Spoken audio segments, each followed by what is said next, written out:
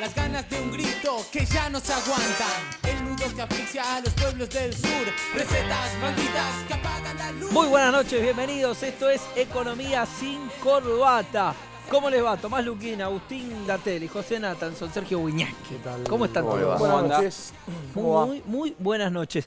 Vamos a hablar hoy de qué es lo que está en juego realmente el próximo balotaje. Estos dos modelos de país. El programa pasado lo intentábamos, decíamos, bueno, ¿qué es lo que se juega?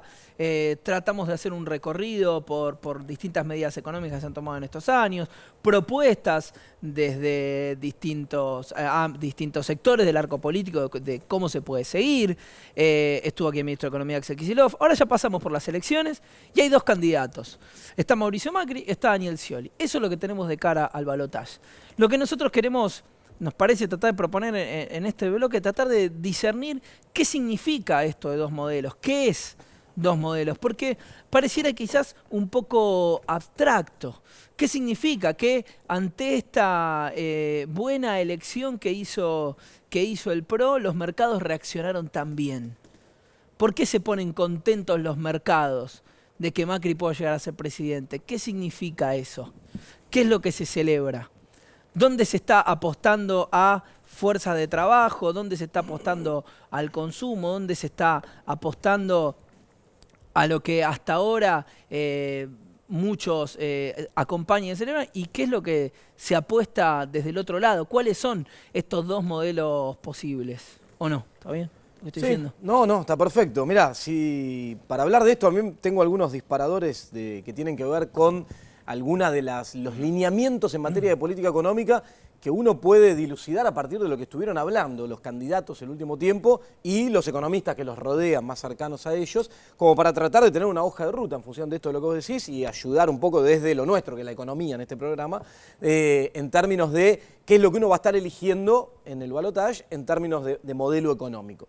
Y la verdad es que cuando uno analiza, vamos a tomar diferentes planos y puntos de la cuestión esta, desde el Frente Cambiemos. Propuestas, ¿no? O análisis de discurso, Claro. quiero decir, no una opinión, sino lo que efectivamente, nos dicen que van a hacer. Tal digamos. cual, ellos dijeron o el propio candidato o los economistas que están muy cerca de él. En el caso del Frente Cambiemos, representado por Mauricio Macri de cara al balotaje, una de las cuestiones que dijo el propio candidato es que él plantea una rápida eliminación de las restricciones cambiarias. O sea, esto mal llamado, desde mi punto de vista, cepo, que implican estas restricciones sobre el dólar ahorro, sobre el control a los dólares. El 11 de diciembre se levanta el cepo. Él dice, lo levanta un día para el otro. Así lo dijo, así lo afirmó y después no hubo vuelta atrás. Quedó eso así. Además, no solo dijo, levanto las restricciones, sino que dijo que el tipo de cambio en un eventual gobierno suyo iba a estar liberado a las fuerzas del mercado. Él dijo, yo no veo con buenos ojos que haya una intervención en el mercado cambiario y quiero que el tipo de cambio lo fije el mercado. ¿Y qué significa esto? Porque vos me decís, yo estoy en mi casa, a veces levantar el cepo. ¿Qué significa levantar el cepo? Puedo ir a comprar dólares tranquilamente. Quiero comprar dólares, que vaya a comprar dólares. Claro, bueno, ¿qué significó la acá hay consecuencia? dos cosas. ¿Por qué está mal? Digo? En el corto plazo, esto implicaría una devaluación abrupta del tipo de cambio. O sea, hoy, como están dadas las cosas, si vos eliminás todas las restricciones, y acá todos coinciden, después algunos economistas quizá van a diferir en el nivel, a dónde puede ir, pero esto implicaría una devaluación abrupta del tipo de cambio oficial con todo lo que eso implica. Traslado a precios, impacto recesivo, debilitamiento del mercado interno, un efecto distorsivo en términos distributivos, o sea, que perjudica a los que tienen ingresos en pesos, a todos nosotros. Sí, entonces, una devaluación abrupta de la José. moneda es la consecuencia de esto. Sí, por ahí, retomando lo que dice Agustín, me parece que es un punto interesante el que él marca, porque si uno revisa las plataformas o las declaraciones públicas del candidato Daniel Scioli y del candidato Mauricio Macri y de los economistas que lo representan, hay efectivamente muchas coincidencias. Por ejemplo, los dos candidatos dicen que hay que bajar las retenciones a algunos cultivos, al maíz, al trigo, algunos dicen más, otros menos. Los dos dicen que hay que recortar o de algún modo bajar el impuesto a las ganancias para que tenga un impacto menor. Los dos prometen, tanto Scioli como Macri, construir el mismo número de viviendas. Los dos dicen 1 millón. Los dos dicen que no hay que volver a privatizar algunas empresas estatizadas. Digo, más allá de si cada uno le cree a Macri o le cree a Scioli, los dos en estos puntos están de acuerdo. Ahora, lo que dice Agustín me parece que es crucial, porque en esto no están de acuerdo. Este es un punto, el punto del tipo de cambio, que es el precio más importante de la economía, que me corrijan los economistas, pero el precio del dólar es el precio más importante de nuestra economía.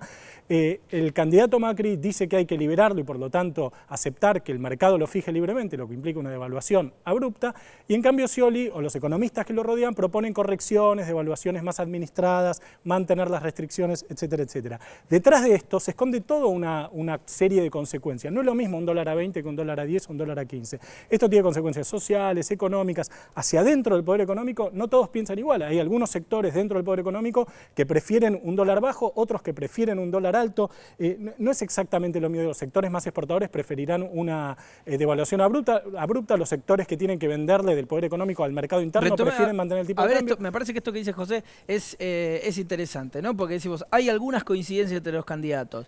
Más allá de materia de opinión y de esto que dice José, ¿le creo o no le creo? ¿Le crees más a uno, le crees más al otro? Es otra cosa. El tema es, concretamente, de lo que dicen. Te estamos mostrando lo que están diciendo. Y están diciendo, los economistas de Scioli proponen un tipo de cambio más controlado, con determinadas consecuencias, y Macri dice, vamos a liberar el dólar con determinadas consecuencias. ¿Qué pensás, Tomás? ¿Cuáles son por ahí esas consecuencias? Yo digo que hay que tener cuidado con el mito del libre mercado y fundamentalmente en el sector cambiario, por dos cuestiones. Primero, porque en ningún lugar del mundo el tipo de cambio es fijado por la libre fuerza del mercado. Los bancos centrales intervienen activamente siempre. De hecho, eso es la acumulación de reservas. Los bancos centrales comprando dólares o vendiendo dólares para administrar el precio del dólar en la economía. Y segundo, está demostrado históricamente y empíricamente que la volatilidad del tipo de cambio, los movimientos abruptos del precio del dólar en una economía generan efectos nocivos para la producción y para la producción que se busca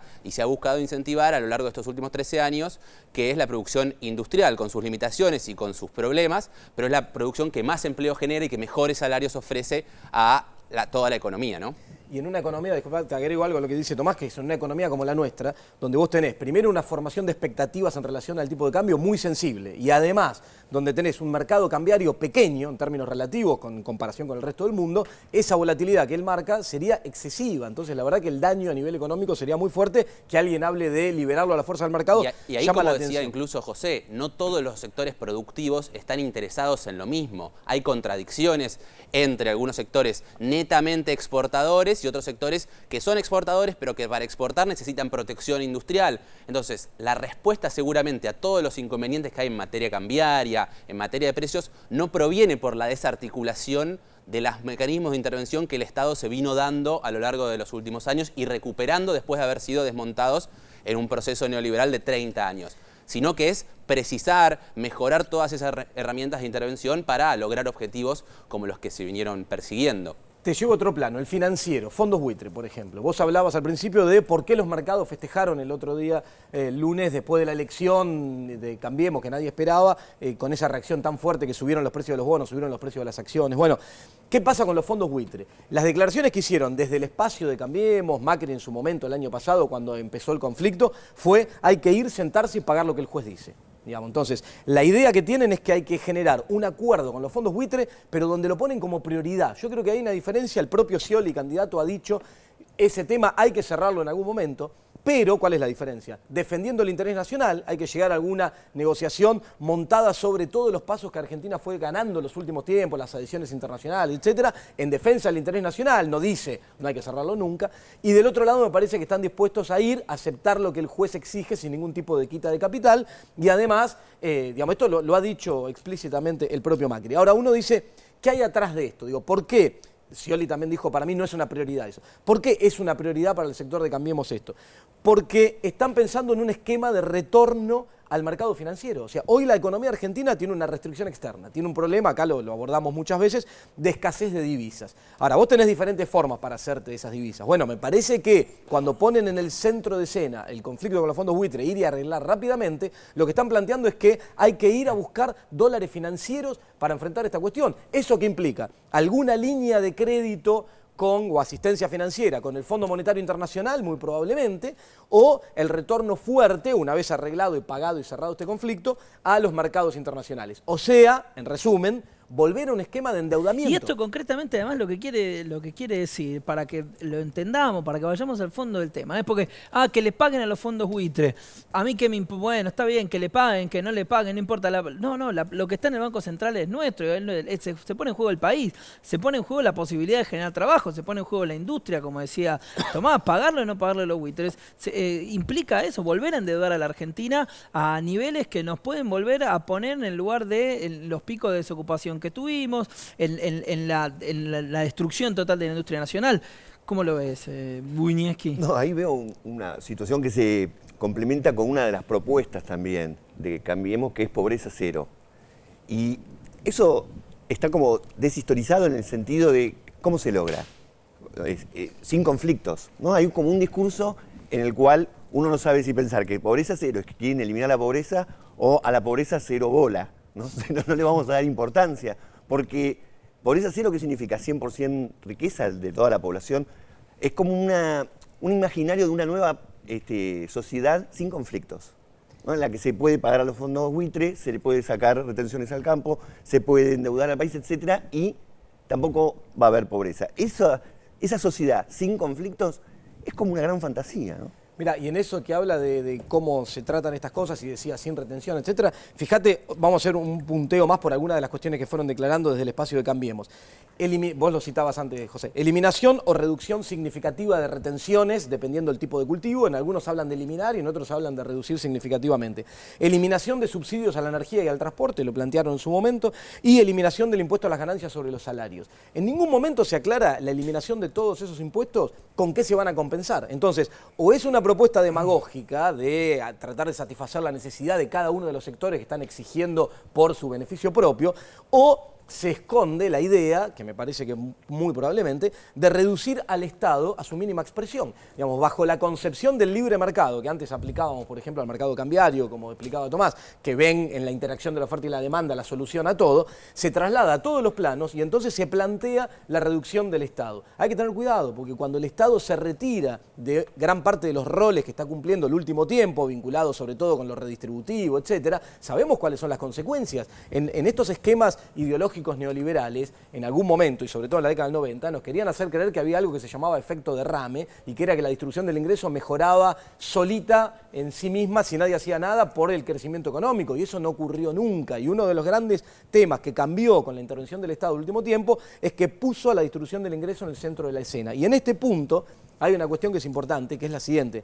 En esta reducción del tamaño del Estado y en estos recortes impositivos, si vos no planteás otra compensación, ¿cómo vas a atender toda esta cuestión? Sí. Y ahí se vincula con lo financiero, con la necesidad de atraer inversiones extranjeras y con un concepto abstracto, raro, extraño, que muchos economistas utilizan, que es el concepto del clima de negocios. Me parece que en el esquema que se está pensando desde este sector de la oposición, están pensando en la necesidad de atraer y generar clima de negocios para atraer inversiones, para atraer fondos financieros, y que atrás de eso lo que está escondido, no lo dicen explícitamente porque los asesores de imagen no se lo permitirán, es política de ajuste. Ahí, Pablo, ese clima de negocios es interesante, perdón, José, ya te lo paso, pero por política de ajuste. Digo, lo que me parece interesante de esto, justamente, este clima de negocios, es que lo que yo creo que probablemente de entre los muchos votantes que tiene Cambiemos y que ha tenido Mauricio Macri, no les debe interesar en lo más mínimo el clima de negocio, ni probablemente ni tengan que ver con eso, ni sepan, les interesa tener su trabajo, tener su casa, poder educar a sus hijos, y creo que no termina de explicitarse, digamos, qué es lo que hay atrás de esto. No solo eso, una cosita y le doy el pie a José, no solo eso, esa búsqueda de ese clima de negocios, no solo no les interesa directamente, va en contra de los intereses de la mayoría. Va en contra de los intereses. Sí, no, yo lo que quería plantear, articulando con esto que están diciendo, es, en primer lugar, hasta qué punto esta idea de que estamos ante dos propuestas económicas diferentes quedó claro a lo largo de la campaña. Yo no sé si quedó tan claro a lo largo de la campaña, me parece que ahí habrá un trabajo para hacer. Yo no estoy tan seguro, en parte porque, como yo decía hace un rato, algunas propuestas coinciden, porque los economistas de Scioli y el mismo Scioli proponen bajar el impuesto a las ganancias, proponen recortar retenciones o revisar retenciones, proponen construir vivienda. O sea, hay ahí una serie de coincidencias que por ahí hacen que esto no esté tan claro. Y por el otro lado, porque hay algo algo que es transversal. Sí, porque además también Macri al final de la campaña empezó a decir Macri dio un que sí giro a todo lo que estatista. había dicho que no, digamos. Macri dio un giro estatista y este giro estatista evidentemente fue convincente para un sector Claro. importante de la población, porque si nadie le hubiera creído a Macri cuando Macri dijo no voy a reprivatizar YPF, no voy a reprivatizar el sistema de seguridad social o no voy a Vamos con reprivatizar, no le aerolínea. hubieran votado, digamos. Sí. Entonces, y ahí hay algo que es transversal y era lo que yo quería ir a los diferentes candidatos, que es una idea muy, uno diría, posmoderna, que es que se puede obtener todos los beneficios sin pagar a cambio ningún costo. Es como la Coca-Cola sin azúcar, digamos. Podés disfrutar de la gaseosa sin engordar. Vos podés, ahora mis hijos comen unos caramelos que te protegen de las caries, digamos. Podés comer caramelos y no te pasa nada en los dientes. Esto es algo que es ilusorio, digamos, ¿no? Es ilusorio porque cuando vos en una democracia estás tomando una decisión, siempre generás ganadores y perdedores. Cualquier decisión de gobierno genera ganadores y perdedores. Esta decisión genera este cuadro de ganadores y perdedores, lo decíamos recién con el tipo de cambio, y esta otra decisión genera este otro. En la campaña pareciera como si muchas de las decisiones y de las propuestas que se agitan y circulan no generaran esto. Y eso me parece que es algo que hay que tratar de entender. Y lo que es difícil de discernir a veces es entre estos ganadores y perdedores, ¿dónde te ubicás vos a la hora de votar? Si pensás que estás entre los ganadores y en definitiva vas a quedar en el bando de los perdedores. Y una cosa que me parece que entre esto que José dice, que los dos dicen, los dos modelos o los dos candidatos dicen cosas parecidas en muchas y no se terminan de diferenciar, hay algo que está ignorado en la mayoría de los discursos presidenciales, que fue la crisis internacional, que es un tema que nosotros abordamos un montón acá en Economía sin Corbata, y que no puede quedar soslayada en cualquier proyecto de gobierno que sea el que gane el 22 de noviembre. Hay una crisis internacional y cómo el resto de los países del mundo enfrentaron esa crisis internacional. El caso de Grecia, el caso de Brasil, que está aplicando un ajuste que lo lleva a una recesión y por decisión propia, privilegiando cierta configuración, ciertos ejes de política macroeconómica que le llevan a una recesión. Entonces digo, es imposible soslayar a la hora de diseñar políticas de acá en adelante la crisis internacional que atraviesa el mundo y que cada vez se pega con más fuerza sobre los países en desarrollo. Y una cosita sobre Y ahí eso, nos vamos, perdón. porque Sí, para cerrar, la crisis internacional, que es una realidad y que además se va complejizando de acá en adelante, hoy está siendo enfrentada con una estrategia de fortalecimiento del mercado interno. O sea, el sector público, la política fiscal, está jugando un rol muy activo para sostener la demanda a través del consumo. Todas las políticas que acabamos de enunciar, de propuestas del Frente Cambiemos, vinculadas con el ajuste fiscal, vinculadas con la devaluación del tipo de cambio y todo lo que venimos diciendo, el endeudamiento, son políticas de debilitamiento del mercado interno. Entonces, indefectiblemente tendrá un impacto negativo sobre la actividad económica. Y para cerrar te sumo una más, que es la apertura indiscriminada de los mercados. Bajo la lógica y la concepción ideológica de los economistas que rodean a ese sector, el candidato Macri, la idea de la apertura indiscriminada de los mercados externos está porque además lo asumen como una forma de disciplinar precios internos. Entonces, si vos abrís de manera indiscriminada los mercados, afectás a la industria nacional. En conclusión, si vos generás, para cerrar esto, apertura indiscriminada de mercados, acuerdo con los fondos buitre, digamos, y un acuerdo con el Fondo Monetario Internacional, ajuste fiscal y devaluación de la moneda, todo eso tiene un impacto negativo sobre la industria argentina, sobre la industria nacional. En el momento en que vos tenés que avanzar hacia el desarrollo y apostar a la industria y profundizar la industrialización y generar políticas para complementar lo que venís haciendo, estimulando la demanda, desde ese lado, todas estas propuestas que hacen desde ese sector van en contra de la industria nacional. Y que es concreto, por poner una industria testigo, lo hemos mencionado acá en el programa más de una vez, la industria del juguete. Si vos sos un pequeño fabricante de juguete, mañana le abren la puerta a China, empieza a entrar los juguetes chinos, vos vas a tener que cerrar. Si vos trabajás en una fábrica de juguete, mañana entran los juguetes chinos, la fábrica va a cerrar, vos te quedás sin laburo. Bueno, es concreto, digamos, no es un discurso abstracto. Es concreto, es y muy esa concreto. vuelta que estamos dando me parece interesante porque a veces queda como que me gusta o no me gustan ciertas cosas, entonces quiero cambiar porque no estoy conforme con, no sé, algún impuesto o alguna cosa, pero tenés que ser consciente de lo que implica esto otro, ¿no? Exactamente. Y vamos a hablar un poco ahora, a partir del próximo bloque, del mercado internacional. Nos vamos a meter concretamente con China y con Rusia, y va a estar con nosotros aquí en el estudio para ser entrevistado Carlos Bianco, secretario, lo quiero leer para no equivocarme, de Relaciones Económicas Internacionales. Carlos Bianco acá con nosotros, vamos a hablar de China y de Rusia en el próximo bloque, Economía sin Corbata, en la televisión pública. No te vayas.